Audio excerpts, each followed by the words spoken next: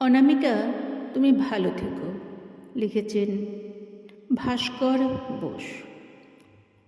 অনামিকা, তোমার মনে পড়ে সেই কথা, কিশোর থেকে প্রাক যৌবনে সবে আমি ডানা মেলা উদ্ভ্রান্তে প্রথম গিয়েছি কাছে।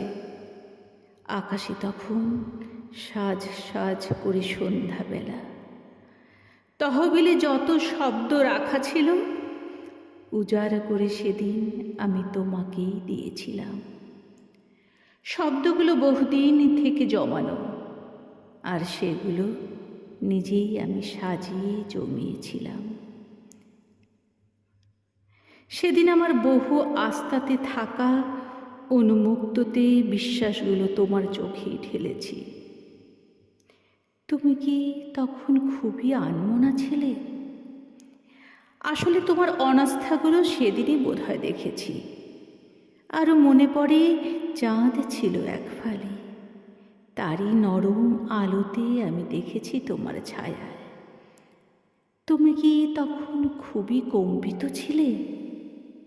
আসলে দেখেছি তার রং ছিল আবছা কালোই সাদায়। দেখেছ আমি কতখানি সাবলীল। ব্যতিক্রমেরা সেদিন আমার নাগালি পেল না মোটে। অস্বাভাবিক ছিল কি খুব বেশি। আসলে আমার চোখের তলায় আলো খুব কম ফুটে। আজকে আমার কনীনিকারাও স্থির।